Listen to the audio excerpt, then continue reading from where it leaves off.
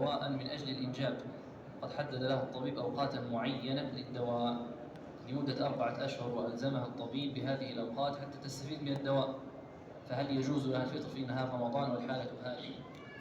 من يأخذ دواء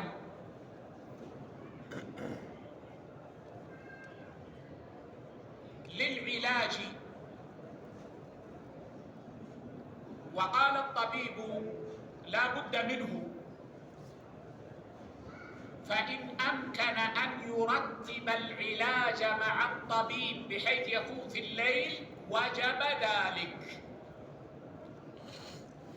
وإن لم يمكن كبعض مرضى القلب يقول الأطباء لا بد من أخذ حبة كل 6 ساعات وإلا يصاب بخفقان وغير ذلك، فإنه يفطر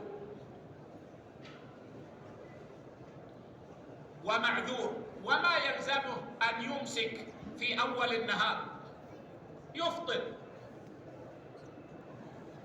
فإن قال الأطباء إن تناول هذا الدواء لمدة فإنه يقضي بعد. أما إذا قال الأطباء بحسب علمنا فهذا الدواء طوال العمر، فإنه يطعم عن كل يوم مسكينا، ينتقل إلى الإطعام. أعود لأختنا تقول إنها تتناول دواء للإنجاب، إما لتنشيط المبايض أو غير ذلك، لأنها لا تلد، ولا بد من الاستمرار على الدواء وإلا تذهب فائدته. الذي يظهر لي والله أعلم أن هذه حاجة معتبرة شرعا، فهي من أعلى درجات العلاج، فتفطر، وإذا انتهى هذا تقضي إن شاء الله.